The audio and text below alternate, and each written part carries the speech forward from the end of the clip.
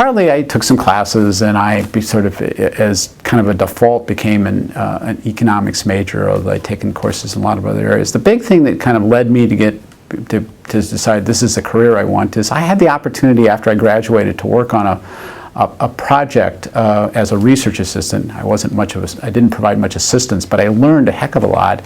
And it was a project that looked at continuing interests I alluded to before in my discussion about poverty, how to design welfare programs which would balance this incentive for getting people to work with providing sort of, compassionate support to help alleviate problems of poverty. It was in Gary, Indiana, of all places.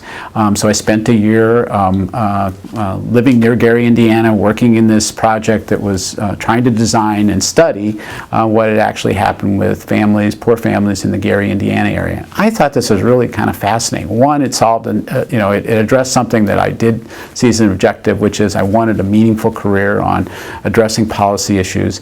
In addition, I learned a lot of, this analytic set of skills that people were drumming into my head as an undergraduate actually had some purpose. I could see how to use them. I could see why you would want to do that, and what kind of questions it could possibly address. I found that all really quite fascinating, and that year had a huge, kind of fueled me to get through the graduate school stage, where some of the days were, it was a real challenge. The courses were hard, and I kept wondering why am I doing this? I could harken back to that time in this project and say, hey, that's why I do it, because I can try to address these questions which have meaningful benefits for policy, but also have really sort of intrigued me as a way of how do you use this stuff. So that's my story as to how I became an economist.